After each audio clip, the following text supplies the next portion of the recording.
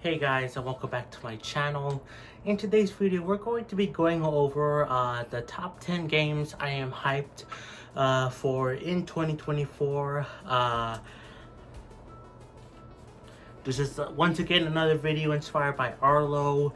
Links to his channel and the original video in the description below. I saw him make this type of video, and I was like, I gotta do that too. So yeah, I got a list here of the 10 games I am excited for the most. Now, fair warning, some of these are DLC. So yeah, not full games. I am once again lying to you. Oh no.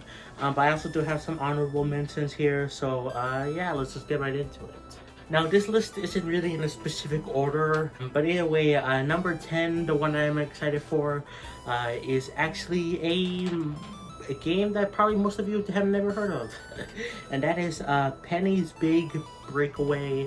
If you've seen the Nintendo Direct from, was it September or was it the one in June? I think it was the one in September, but either way, one of those Nintendo Directs, you saw like in the middle of it, there was this indie game that looked really cool, that's made by the same people that did Sonic Mania. This is looks really cool. I like the way they're like doing this like art style, and it's 3D. I'm pretty excited for it. I usually don't get too hyped over like indie games, you know. Not to say that I don't think indie games don't look good. I'm just saying that like you know, I don't really care that much for them. I don't really have time to play that many games, you know. But this game really stood out, and like it made me go, oh, I want to play that game at some point, you know. Will I ever be playing these games on launch day when they come out? Probably not, because I'm a very poor boy. But Penny's Big Breakaway looks great. You can't usually tell what's gonna be a big indie hit, like, you know, something like Sea of Stars, Hollow Knight, Shovel Knight, Super Meat Boy. Like, you don't really know what's gonna be the next big hit, but this one could be a big hit, you know. It could be. People already love it from its first reveal, and I wouldn't be surprised if it gets pretty popular when it comes out. Maybe not to the same level as those other games that I mentioned, but I think this will still be a pretty popular indie game, because again, it's made by the Sonic Mania people, and people love Sonic Mania. They did a good job for that game, and looks like they're gonna nail it out of the park with this game, at least from the first impressions from it. So yeah, now number 9, this is where we get DLC. Now it's gonna be the Final Fantasy 16 DLC. Technically the first part of the DLC already released, but the second part of the DLC is gonna be like 3 times longer, gonna have more story stuff in it. Now I haven't finished Final Fantasy 16 like at all. I've only done like 8 hours maybe of playtime with it. I had to sell it to for my Xbox. You know, I talked about the story before. So yeah, I had to sell some games to afford it, but I do want to get Final Fantasy 16 at some point, and because I really did enjoy this game, so much so it's like one of my top 10 games of the year. Like even if I played only a little bit of it, like it was just so fun. It's kind of the Final Fantasy that clicked with me. Not to say I didn't like the other Final Fantasies. Like I actually really liked Final Fantasy 7 Remake.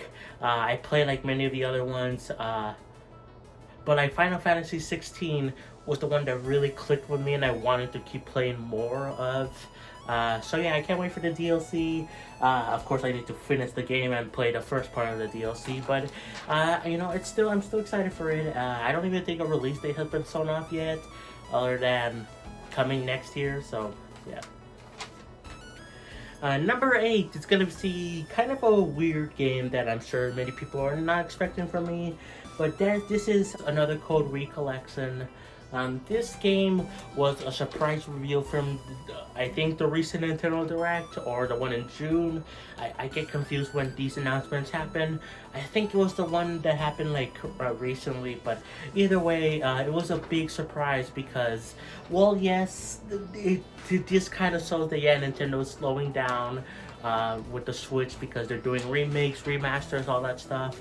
But this is like a really big step up from the original game, which was like a visual novel basically with puzzle elements on the DS, the original game, and it had a Wii sequel. But they remade it completely, the first game, into the Wii style and made the Wii game look so much better. Like, this looks like really good, and the moment I saw this game, I knew I was very interested in it. I didn't know it was a old game before. In fact, this is the first time I heard of it. But as soon as I found out about it, I was like, okay, I gotta play this at some point. And this is one of the games that's coming out relatively soon, in like late January. So I'm not gonna get it, obviously, because again, I am poor. I don't got monies.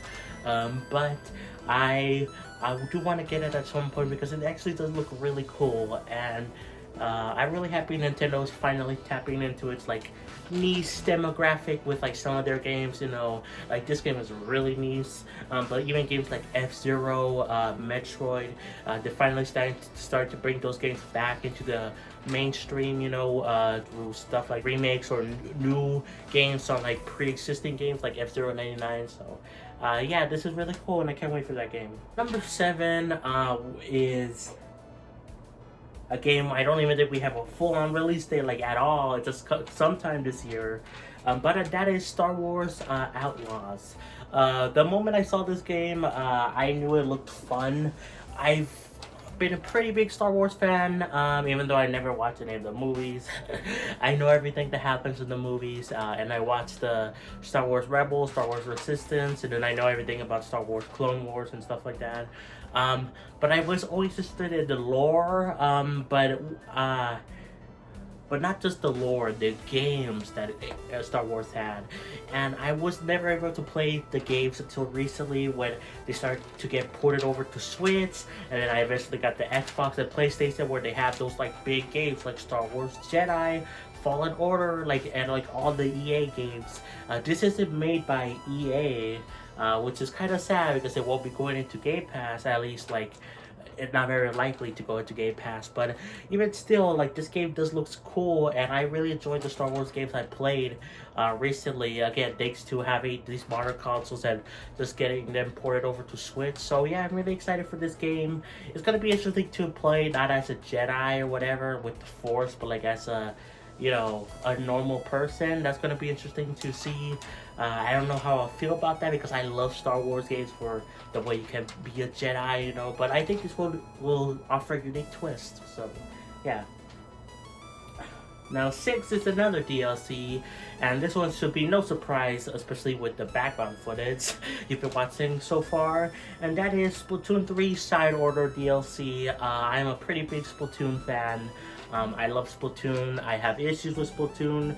I think it can be a bit too grindy. Updates take too long. But even then, I'm a big fan of the Splatoon franchise. I love playing it. And I really can't wait for Side Order. It feels like it's substantial DLC, which is weird because it's only $20. If you want to count it with the Inkopolis Plaza bundle thing, it's $25, but really you're paying $5 for the Plaza and $20 for this DLC. So it's the same amount of cost as Octo Expansion, but yet this is taking longer to come out than Octo Expansion, and I think that really shows that the Splatoon team is really going ham on this DLC. From the glimpse we saw of it at the trailer at that Nintendo Direct, again, I'm pretty sure it was the recent one, it looks really cool. It looks like it's a bit of a roguelike, and the story seems interesting. That's always what I'm a big fan of in Splatoon, the story. I love the gameplay, obviously, but I love the lore of Splatoon so much. So yeah, this looks really cool, and I cannot wait for it to come out sometime in spring. Probably, if I had to guess, it might actually come out in March when that new season starts. I could be wrong, but I feel like that's very possible. But yeah, I'm pretty excited for that game or that DLC. Number 5 is the Thousand Year Door remake. This one, again, not confirmed for a specific date other than this year. And I was talking about this earlier, but this does prove again, the Switch is winding down, Nintendo's porting games, remaking them, remastering them, all that stuff. But still, this game is massively important because many Paper Mario fans have not been happy with the direction the series has gone. And in fact, it influenced other series a lot, you could argue, until recently where it's starting to break conventions again. The Mario series, like with them bringing back Super Mario RPG, Mario Wonder being very unique. But like for a while, Mario was kind of bland and stale to many people.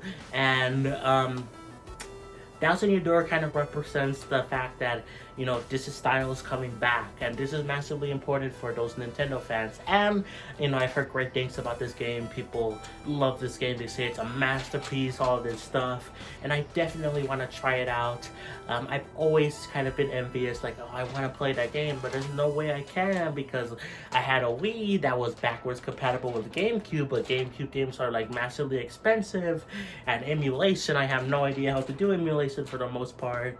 And I don't even like it that much, but this is cool to see it brought back, and I cannot wait to play it at some point. Number 4 is a game that's actually coming out again in January, and that is Prince of Persia, The Lost Crown. This game looks pretty cool, honestly. It reminds me of Metroid Dread.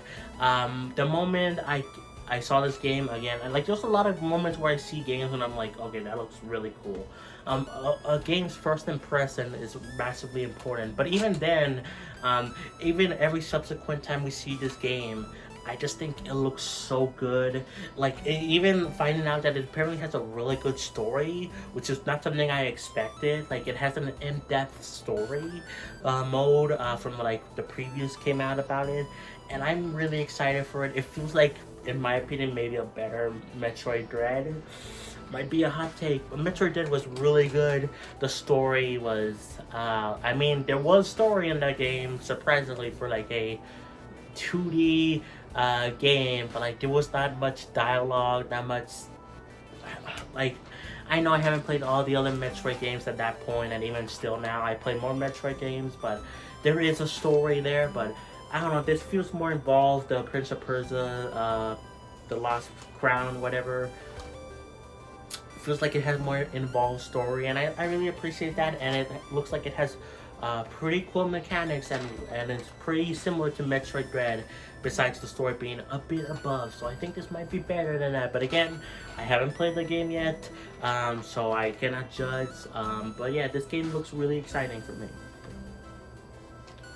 Number 3 is another game that is coming out relatively early on in 2024, and is coming out in March, and that is being Princess Peach Showtime. This game looks pretty cool, honestly. I love the theater aesthetic. I was a theater kid, believe it or not, even though I am autistic, and I have struggled with emotions talking to people, but I did do theater to try to, because I thought I was just awkward or shy or whatever. Even though there were some parts I didn't enjoy about theater, I actually did enjoy acting, and this kind of brings it back, theater, to me, and like the costume changing, and it's just really cool to see Peach be not just a damsel in distress again.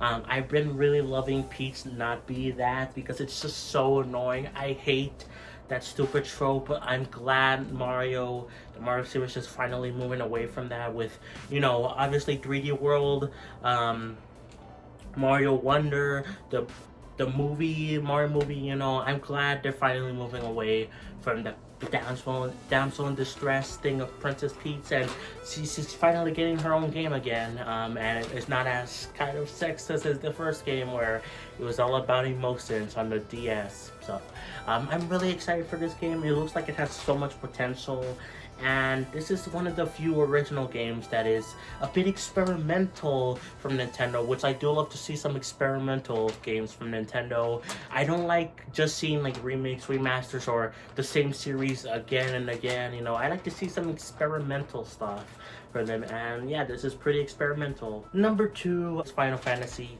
7 Rebirth. This game looks pretty cool.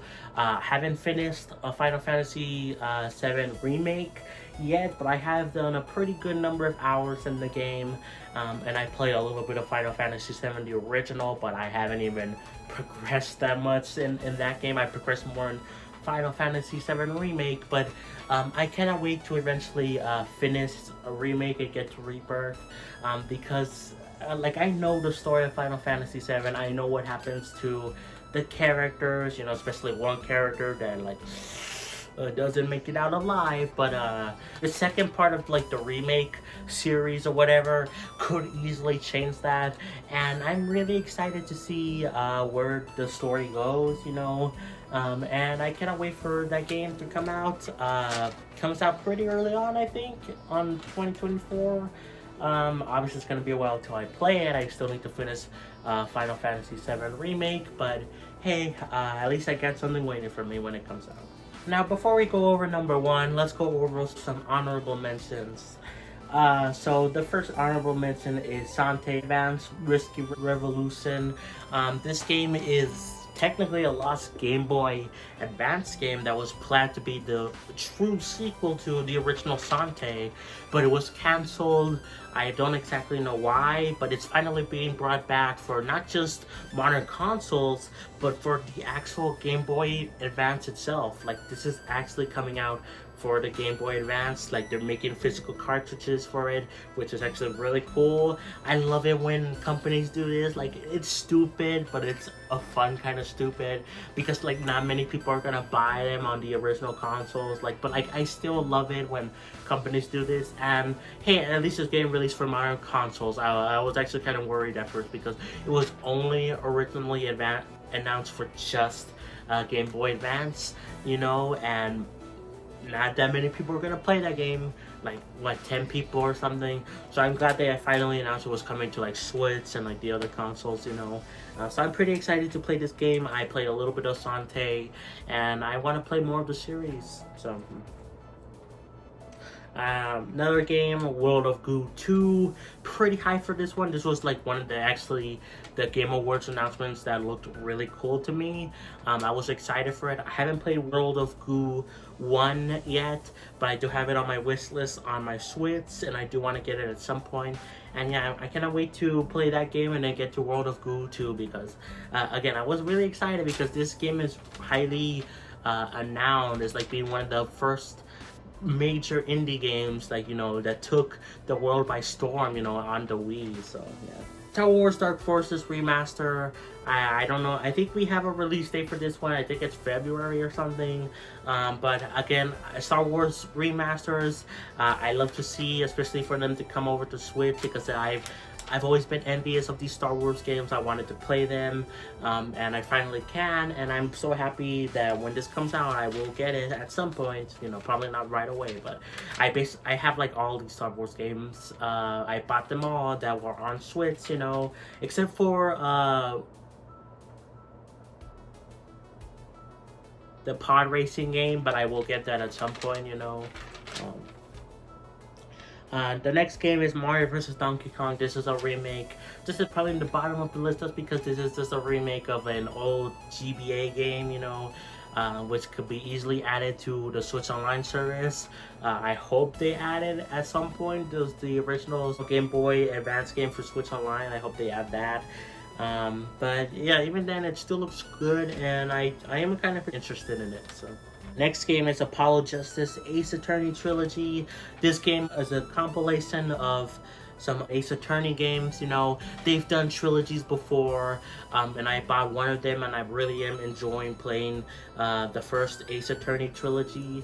I want to get the other one at some point down the line, but again, these games are highly renowned, and it's finally cool to see the Ace Attorney Apollo Justice games be brought over, and it's even going into Game Pass day one So that's pretty cool. I might even play it on Game Pass, you know, because I don't have to buy it. So that's really cool. And the last honorable mention is Suicide Squad Kill the Justice League. I know this game is pretty controversial, and I don't blame people. The live service games have been kind of dying out in 2023. There's been so many layoffs of people because of the live service games, and this seems like it's gonna be a failed attempt at another live service game. But the story looks interesting. I do want to get the Batman Arkham games, and this is in the same universe as the Batman Arkham games. And yeah, I'm actually pretty excited. I think the gameplay actually looks pretty decent. So like, I'm not gonna be playing with anyone like the game wants you to, but I don't know. I think it could be good despite its massive issues it has. So. But anyways, to our number one on the list is Persona 3 Reload. This one shouldn't be that much of a surprise for you guys. If you've been following my channel recently, I've been a big fan of the Persona series. I've been getting into playing Persona 5, Persona 4 more. I have Persona 3 Portable, though I haven't played that much of it yet, really. I've only played a few hours. But I want to play more of that game, and it is Persona 3 Reload is coming to Game Pass Day Uno, which is really cool. I think I will play it actually when it comes out on release day. So yeah, I'm really excited for this game. I've been really enjoying the Persona games. I do want to play more of them. I doubt I will be able to finish the Persona games just because they're like massively long. They're like 100 hours to beat. But I am really excited still to play Persona 3 Reload. It's gonna be a fun time. I really can't wait. It's really gonna be great. I just wish they included the answer thing from like the FES version of Persona 3. But hey, at least they're including most of the other stuff from that version of the game. So, but anyways, guys, that's gonna be it for the video. Hope you enjoyed. Let me know, do you think I missed some games that I should be pretty excited for? I'm sure there's some games that I did not think originally that I'm probably gonna upload the video and then be like, oh, I forgot to mention that game. That's what happened with my top 10 games of 2023. I forgot to mention completely F-Zero 99, and I hate that. I hate myself for doing that. I had to make a comment about it. So there's probably gonna be some games that I just forget about until after this video gets uploaded. But let me know, did you think I missed something or what? But anyways, guys, that's gonna be it. Thank you, Gaming Girls, for becoming a Patreon member. Like, subscribe, play some Xenoblade, and I'll catch you guys next time for more. Peace. Bye, everyone.